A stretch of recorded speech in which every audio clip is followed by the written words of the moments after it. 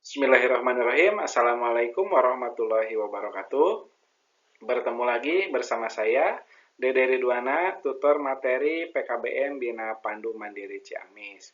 Semoga semua warga belajar di PKBM Bina Pandu Mandiri Ciamis selalu diberikan kesehatan, kelancaran dalam segala hal, dan diberikan rezeki yang berlimpah. Amin ya Allah ya Rabbal Alamin.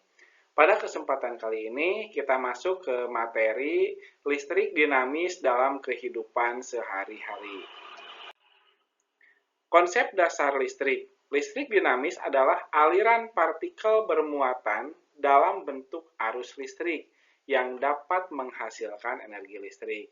Listrik dapat mengalir dari titik berpotensial lebih tinggi ke titik berpotensial lebih rendah apabila kedua titik tersebut terhubung dalam satu rangkaian tertutup. Pada analisis rangkaian listrik dinamis, hal yang perlu diperhatikan adalah komponen rangkaian seperti sumber listrik dan tahanan, susunan rangkaian, dan hukum-hukum yang berlaku pada rangkaian tersebut.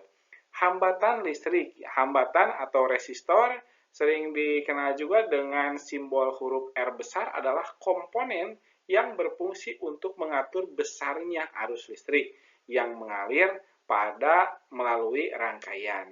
Besaran resistor disebut dengan resistensi yang memiliki satuan ohm, ya, ohm.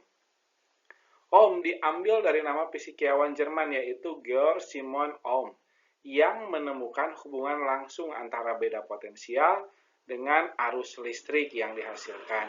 Alat ukur yang digunakan untuk mengukur resistansi adalah ohmmeter.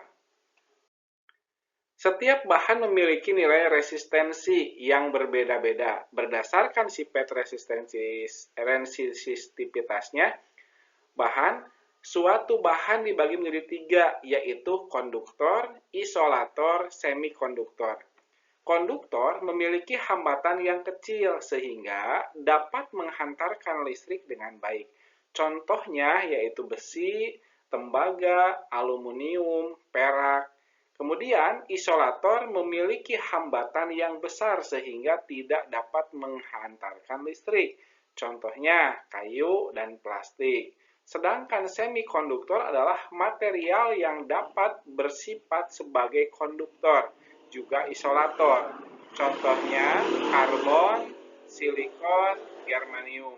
Nah, mungkin Bapak Ibu juga pernah melihat video ataupun pernah melihat di berita di TV yang termasuk konduktor, ya, yang termasuk konduktor itu bahan bakunya dari besi, tembaga, aluminium, perak. Jadi kalau misalkan hati-hati Bapak yang sedang memperbaiki arus listrik yang misalkan pada bagian atap rumah, ya, biasanya suka ada juga yang terbuat dari baja ringan. Nah, itu juga sama, bisa menjadikan konduktor atau penyaluran dari arus listrik. Nah, kemudian ada hukum Ohm. Adalah hukum yang menyatakan bahwa perbedaan tegangan pada penghantar akan sebanding dengan arus yang melewatinya. Konstanta yang menghubungkan proporsionalitas tegangan arus disebut dengan tahanan.